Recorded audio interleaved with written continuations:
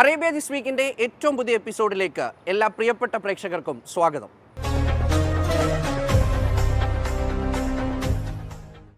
India UAE സഹകരണത്തിന് കരുത്തു പകർന്നുകൊണ്ട് UAE president Sheikh Mohamed bin Zayed Al Nahyan കഴിഞ്ഞയാഴ്ച ഇന്ത്യയിലെത്തി പ്രധാനമന്ത്രി നരേന്ദ്രമോദിയുമായി കൂടിക്കാഴ്ച നടത്തി.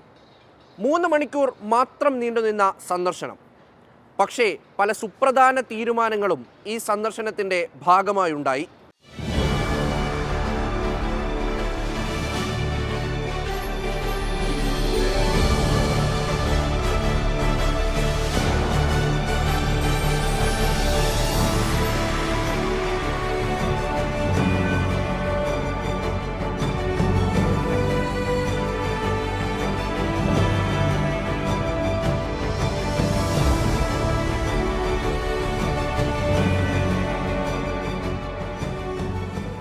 പ്രോട്ടോക്കോളൊക്കെ മാറ്റിവെച്ച് പ്രധാനമന്ത്രി നരേന്ദ്രമോദി ഡൽഹി വിമാനത്താവളത്തിൽ നേരിട്ടെത്തിയാണ് UAE president Sheikh Mohamed bin Zayed അൽ നഹിയാനെ സ്വീകരിച്ചത്.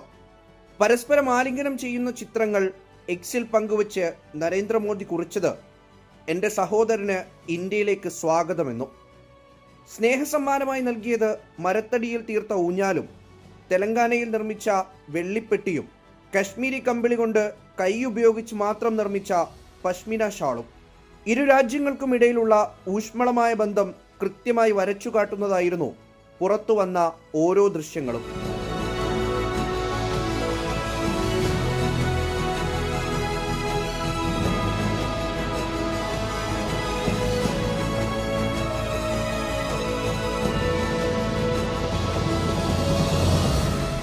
UAE പ്രസിഡന്റായി Sheikh Mohamed bin Zayed Al Nahyan ചുമതലയേറ്റ ശേഷമുള്ള 3ാമത് ഇന്ത്യ സന്ദർശനമായിരുന്നു ഇത്. പശ്ചിമേഷ്യയിലെ രാഷ്ട്രീയ സാമൂഹിക സംഭവ വികാസങ്ങളുടെ പശ്ചാത്തലത്തിൽ ഏറെ പ്രാധാന്യമുള്ളതായിരുന്നു ഇത്തവണത്തെ കൂടിക്കാഴ്ച. 5 ധാരണാപത്രവും 9 പ്രഖ്യാപനങ്ങളുമാണ് കൂടിക്കാഴ്ചയുടെ ബാക്കി പത്രം. പ്രതിരോധ മേഖലയിലെ സഹകരണമാണ് അവയിൽ പ്രധാനം. തന്ത്രപരമായ പ്രതിരോധ പങ്കാളിത്തം, സമുദ്രമേഖലയിലെ സുരക്ഷാ പങ്കാളിത്തവും ഇന്റലിജൻസ് കൈമാറലും അത്യാധുനിക സാങ്കേതിക വിദ്യയുടെ പരിശീലനവും ഓപ്പറേഷൻസും ഒക്കെ ഇതിൽ പെടുന്നു.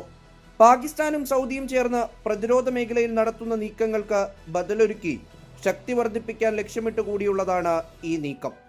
ഇന്ത്യൻ കരസേനാ മേധാവി ഈ വർഷമാദ്യം UAEയിലെത്തിയിരുന്നു. പ്രതിരോധ രംഗത്ത് സഹകരിക്കാനും നിർമ്മിത ബുദ്ധി വികസന മേഖലകളിൽ സംയുക്ത പദ്ധതികൾക്കായി സൂപ്പർ കമ്പ്യൂട്ടിംഗ് ക്ലസ്റ്റർ ഇന്ത്യയിൽ സ്ഥാപിക്കാനും ഇരു രാജ്യങ്ങളും തമ്മിൽ ധാരണയായി. ബഹിരാകാശ ആണവോർജ മേഖലയിൽ സഹകരണം ലക്ഷ്യമിട്ട് ഇൻസ്പേസും UAE സ്പേസ് ഏജൻസിയും ധാരണാപത്രത്തിൽ ഏർപ്പെട്ടിട്ടുണ്ട്. ലോഞ്ച് കോംപ്ലക്സുകളും വികസന സ്റ്റാർട്ടപ്പുകൾക്കായി ഇൻക്യുബേഷൻ സെന്റർ എന്നിവയടക്കം കരാറിന്റെ ഭാഗമാണ്.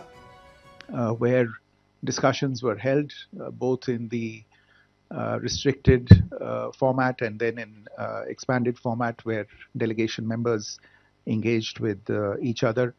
A number of documents were also exchanged in the presence of the leaders. I'll share the details with you. The importance of this visit can be gauged by the composition of the delegation accompanying His Highness the President of the UAE. It comprised members of the royal families of both Abu Dhabi as well as Dubai and several senior ministers and officials. വ്യാപാരം ഇരട്ടിയാക്കാൻ ഇരു രാജ്യങ്ങളും തീരുമാനിച്ചിട്ടുണ്ട്. UAEയുടെ 2ാമത്തെ വാണിജ്യ പങ്കാളിയാണ് India. സമഗ്ര വ്യാപാര കരാറിലെത്തിയതിനു ശേഷം വാണിജ്യ മേഖലയിൽ ഇരു കൂട്ടർക്കും വലിയ നേട്ടമാണ് ഉണ്ടായത്. 2032ഓടെ വാർഷിക വ്യാപാരം $200 ബില്യൺ ഉയർത്താനാണ് ലക്ഷ്യം. 2028 മുതൽ പ്രതിവർഷം 0.5 ദശലക്ഷം ടൺ ദ്രവീകൃത പ്രകൃതിവാതകം ഇന്ത്യക്ക് ലഭിക്കും. ഹിന്ദുസ്ഥാൻ പെട്രോളിയം കോർപ്പറേഷൻ ലിമിറ്റഡും അബുദാബി നാഷണൽ ഓയിൽ ഗ്യാസുമായി 10 വർഷത്തെ കരാറിലേർപ്പെട്ടു. ഇന്ത്യയുടെ ഊർജ്ജ സുരക്ഷ വർദ്ധിപ്പിക്കാൻ ഇത് നിർണായകമാകും. ഭാരത് മാർട്ട് തുടങ്ങിയ പുതിയ വിപണി സംവിധാനങ്ങളിലൂടെയുള്ള വ്യാപാരവും ശക്തമാക്കും. The UAE has always been a premier energy partner for India, and therefore building on this comprehensive energy partnership, a long-term agreement for the supply of 0.5 million metric tons of LNG per annum was concluded during the visit. The UAE is now the second largest supplier of LNG to India. In addition, an MOU on food safety and technical requirements was also signed, which will provide for sanitary and quality parameters to facilitate trade, exchange, promotion of cooperation in the food sector, and encourage food products and other agricultural product exports from India to the UAE. It will benefit the farmers of India and contribute to food security in the UAE. നിർണായക digital data സൂക്ഷിക്കാനുള്ള offshore കേന്ദ്രമായ digital embassy സ്ഥാപിക്കുന്നതിൻ്റെ സാധ്യതകളും ഇരു രാജ്യങ്ങളും തേടി. Cyber ആക്രമണങ്ങൾ, സംഘർഷങ്ങൾ, പ്രകൃതി ദുരന്തങ്ങൾ എന്നിവയിൽ നിന്നും ഡിജിറ്റൽ വിവരങ്ങൾക്ക് സംരക്ഷണം നൽകുകയാണ് ലക്ഷ്യം. ദേശീയ പ്രാധാന്യമുള്ള തന്ത്രപരമായ ഡാറ്റ ഡിജിറ്റൽ എംബസിയിൽ സൂക്ഷിക്കാം. ഒരു രാജ്യം മറ്റൊരു രാജ്യത്ത് സ്ഥാപിക്കുന്ന എംബസി പോലെയാണിത്. മാതൃരാജ്യത്തിനാകും ഡിജിറ്റൽ എംബസിയുടെ നിയന്ത്രണവും പരമാധികാരവും. ശുപാർശ നടപ്പിലായാൽ ഇന്ത്യയുടെ ആദ്യ ഡിജിറ്റൽ എംബസി സംവിധാനമായി ഇത് മാറും.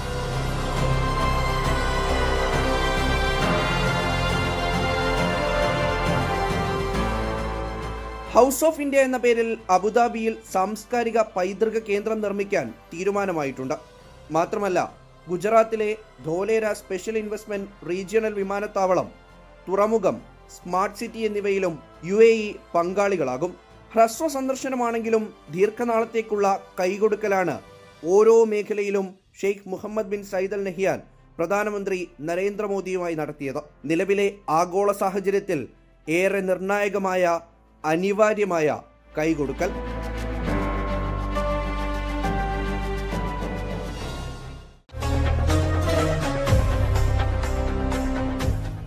പ്രമുഖ മലയാളി വ്യവസായി മൂസ ഹാജിയുടെ ഉടമസ്ഥതയിലുള്ള ഫ്രാഗ്രൻസ് വേൾഡ് 150 രാജ്യങ്ങളിലേക്ക് വ്യാപിച്ചതിൻ്റെ വൻ ആഘോഷം ദുബായ് എക്സ്പോ സിറ്റിയിൽ കഴിഞ്ഞയാഴ്ച നടന്നു. നടൻ മമ്മൂട്ടിയായിരുന്നു ചടങ്ങിന്റെ മുഖ്യാതിഥി. Let's give the loudest round of applause for the one and only Poland Musa.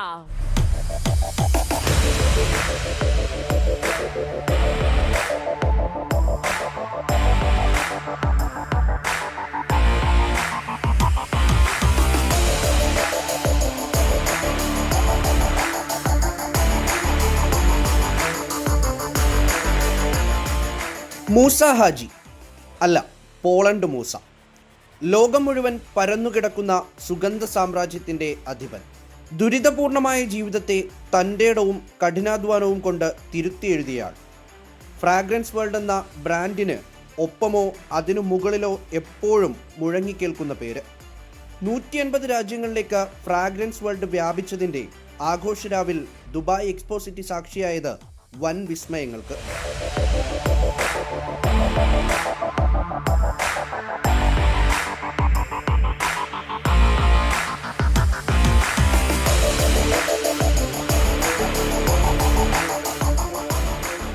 ചെയർമാനും സ്ഥാപകനുമായ പോളണ്ട് മൂസയുടെ ഡിജിറ്റൽ സിഗ്നേച്ചറിൽ ഫ്രാഗ്രൻസ് വേൾഡിൻ്റെ കഥ പറയുന്ന ഡ്രോൺ ഷോ ആഘോഷങ്ങളുടെ ലോഗോ ആകാശത്ത് വിരിയിച്ചു.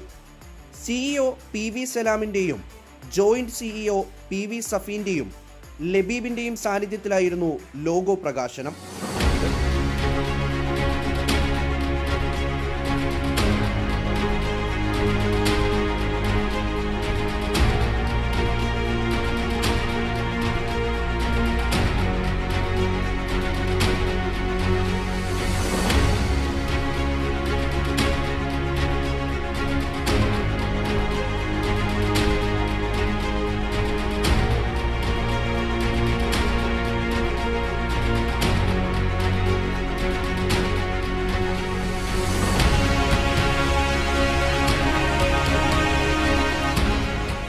തൻ്റെ ജീവിത വഴിയിൽ താണ്ടിയ ഓരോ പ്രതിസന്ധികളും Poland Musa ഓർത്തെടുത്തു.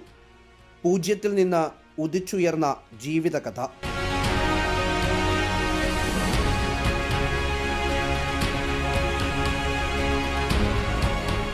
This is my commitment for you. You always will be happy with the Fragrance World. This is my, all the distributor from here who is sitting in front of me. This is my promise, okay? Musa ഹാജിയുടെ ജീവിതം പറയുന്ന docu fiction കുഞ്ഞോന്റെ ആദ്യ പ്രദർശനവും ചടങ്ങിൽ നടന്നു. ജീവൻ ജോസാണ് docu ഫിക്ഷന്റെ സംവിധായകൻ. ജനിച്ച് 50-ാം ദിവസം വസൂരി ബാധിച്ചതോടെ മരിക്കുമെന്നും പുഴയിലേക്കെറിയാനും നാട്ടുവൈദ്യൻ പറഞ്ഞ കുട്ടി ദേ ഇങ്ങനെ ലോകമുറ്റുനോക്കുന്ന മനുഷ്യനായി ഉയർന്നു നിൽക്കുമ്പോൾ റീൽ സ്റ്റോറികളെ വെല്ലുന്ന റിയൽ സ്റ്റോറിയാണ് സ്ക്രീനിൽ തെളിഞ്ഞത്.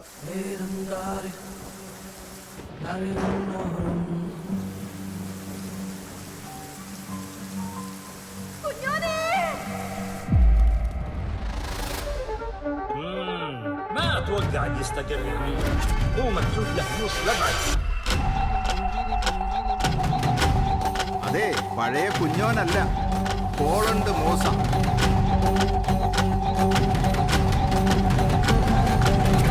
I made the deal.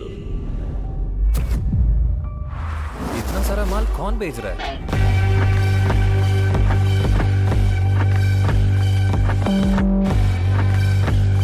Si tu peux allier tradition et modernité, ça se vendra comme de l'or.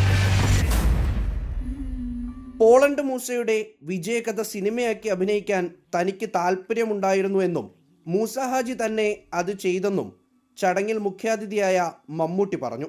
ലോകം മുഴുവൻ സുഗന്ധം പരത്തുന്ന മനുഷ്യനാണ് Poland Moosa. When he was telling me his real story, I actually wanted to make that into a film. But unfortunately myself, he has made that film and he acted himself. So my chance is gone. And I'm very happy that I'm here to share the joy and celebrations. I'm really overwhelmed. Thank you all. Actually, we are celebrating the fragrance of Mr. Mosa, not his perfumes. He is so sweeter than all his perfumes. Though he is loving all his smells, but still I should say that this man is really a wonder.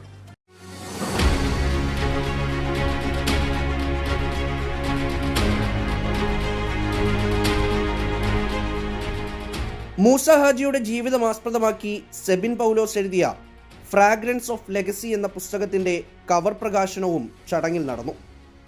സഹോദരനുമായുള്ള പിണക്കം കാരണം നാടുവിട്ട മൂസ ഹാജി പല ചെറിയ ജോലികളും ചെയ്തിരുന്നു. 1997 കപ്പൽ മാർഗം ദുബായിലെത്തി വീട്ടുജോലി ചെയ്തു. പിന്നീട് ചെരുപ്പ് കടയിൽ. 1988 അൽ ഖുറൂബ് എന്ന പേരിൽ സ്വന്തമായൊരു സംരംഭം. ശേഷം ജീവിതം മാറ്റിമറിച്ച പോളണ്ടിലേക്ക്. 2004 ഫ്രാഗ്രൻസ് വേൾഡ് ആരംഭിക്കുന്നത്. 2012 ഫ്രാഗ്രൻസ് വേൾഡിൽ നിന്ന് ഫ്രഞ്ച് അവന്യൂ എന്ന പുതിയ ബ്രാൻഡിന് തുടക്കം കുറിച്ചു. സ്വന്തമായി പെർഫ്യൂം നിർമ്മാണ ഫാക്ടറിയുള്ള ഫ്രാഗ്രൻസ് വേൾഡിൽ നിന്ന് 4000-ഓളം പെർഫ്യൂമുകൾ പുറത്തിറങ്ങുന്നുണ്ട്.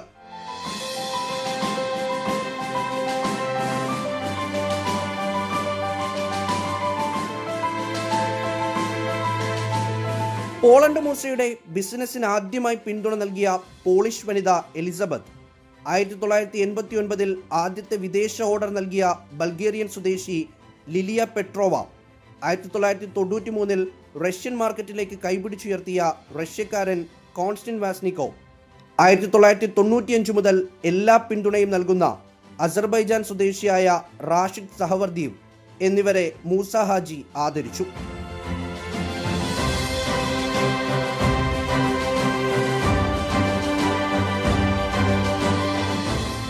180 രാജ്യങ്ങളിലെ വിതരണക്കാർ ചടങ്ങിൽ പങ്കെടുത്തു.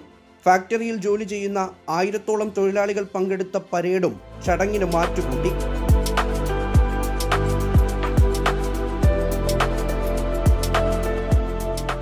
തൊഴിലാളികൾക്ക് നൽകിയ പ്രത്യേക സ്വീകരണത്തിന് പുറമെ സമ്മാനങ്ങളും നൽകി. എല്ലാ ജീവനക്കാർക്കും തൊഴിലാളികൾക്കുമായി 7 കോടിയിലധികം രൂപയുടെ സമ്മാനങ്ങളാണ് വിതരണം ചെയ്തത്.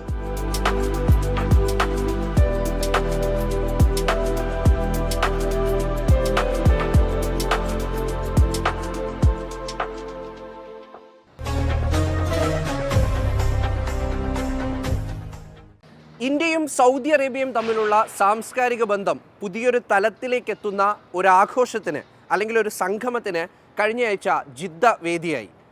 സൗദി ഇന്ത്യ ഫെസ്റ്റിവലിൻ്റെ വിശേഷങ്ങളിലേക്കാണ് ഇനി.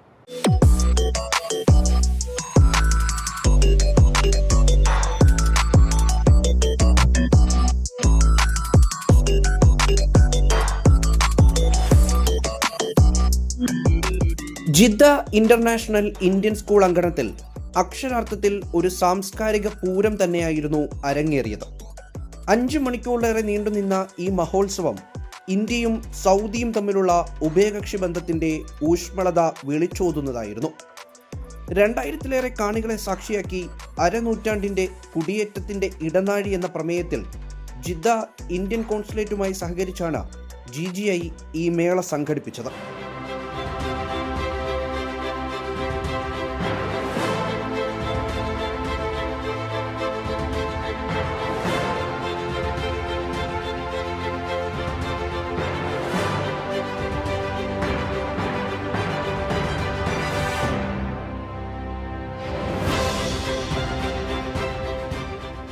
ഫെസ്റ്റിവലിൽ മുഖ്യപ്രഭാഷണം നടത്തി കോൺസുൽ ജനറൽ ഫഹദ് അഹമ്മദ് ഖാൻ സൂരി നടത്തിയ പ്രസംഗം ശ്രദ്ധേയമായിരുന്നു. ഇരു രാജ്യങ്ങളും തമ്മിലുള്ള ബന്ധത്തിലെ ആശയങ്ങൾ, അതായത് ജനങ്ങളുടെ പങ്കാളിത്തം, ലക്ഷ്യബോധം, സാംസ്കാരിക വിനിമയം, പരസ്പര ആദരവ്, സമൃദ്ധി എന്നിവയെക്കുറിച്ച് അദ്ദേഹം വാചാലനായി. ഭൂമിശാസ്ത്രപരമായ അതിരുകൾക്കപ്പുറം കലയെന്ന ആത്മാവിൻ്റെ ഭാഷയിലൂടെ മനുഷ്യരെ കൂട്ടിയിണക്കാൻ ഇത്തരം വേദികൾക്ക് സാധിക്കുമെന്ന് അദ്ദേഹം പറഞ്ഞു. Today's event under the theme of 0.5 cm corridor beautifully captures the spirit of civilizational linkages and people-to-people ties that have connected our societies over generations. Culture, after all, is the language of soul. Through music, dance, and artistic expression, we discover shared values that transcend geography and language, deepening mutual understanding and respect. Which brings us to the final idea that I want to share with you, which is of prosperity. Prosperity that is shared and sustainable. When people connect, that was the first idea about people. And when people participate and participation is actively encouraged, when partnerships are nurtured, and finally when purpose guides our efforts, prosperity naturally follows. The strong and forward-looking India-Saudi Arabia partnership that we have today rests firmly on the foundation of human connection. In this context, the theme of this particular festival is especially significant.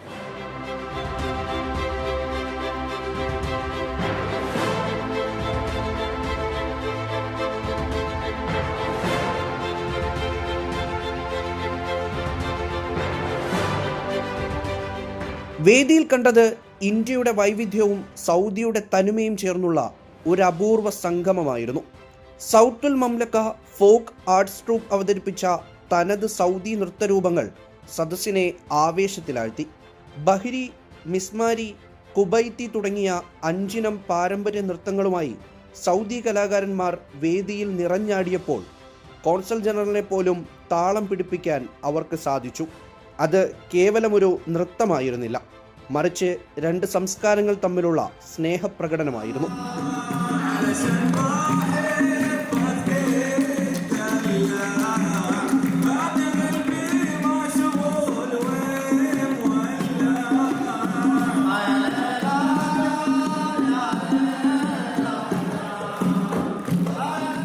നൂറിലധികം Indian കൗമാര പ്രതിഭകളാണ് വിവിധ നൃത്തരൂപങ്ങളുമായി വേദി കീഴടക്കിയത്. കഥക്, ഒഡീസി, ഭരതനാട്യം മുതൽ പഞ്ചാബി, ഗുജറാത്തി നൃത്തങ്ങൾ വരെ Indian സാംസ്കാരിക ഭൂപടത്തെ ജിദ്ദയുടെ മണ്ണിൽ പുനർനിർമ്മിച്ചു.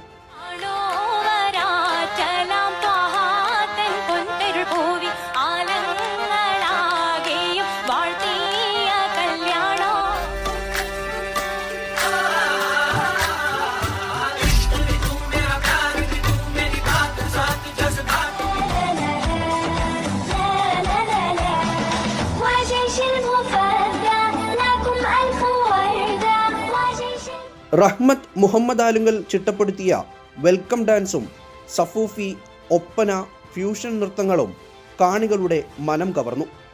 പെറ്റമ്മയായ ഭാരതവും പോറ്റമ്മയായ സൗദി അറേബ്യയും തമ്മിലുള്ള ആത്മബന്ധം ഓരോ ചുവടുകളിലും പ്രകടമായിരുന്നു.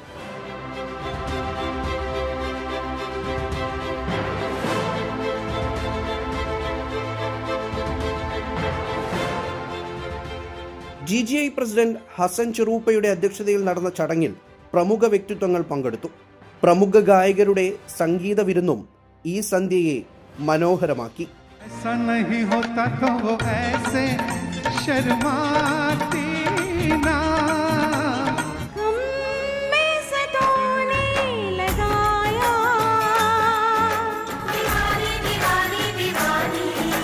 സത്യം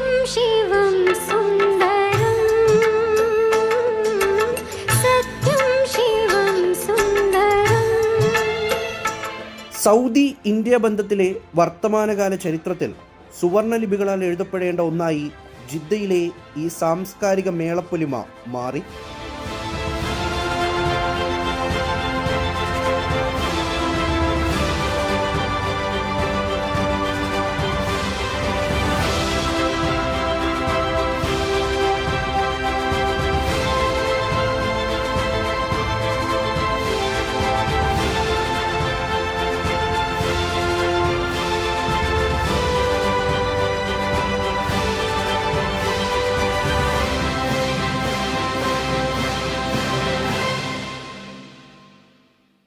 അറേബ്യ ദിസ് വീക്കിൻ്റെ ഈ അധ്യായം ഇവിടെ പൂർത്തിയാകുന്നു. അടുത്ത ആഴ്ച ഇതേ ദിവസം ഇതേ സമയം കാണാം. നമസ്കാരം.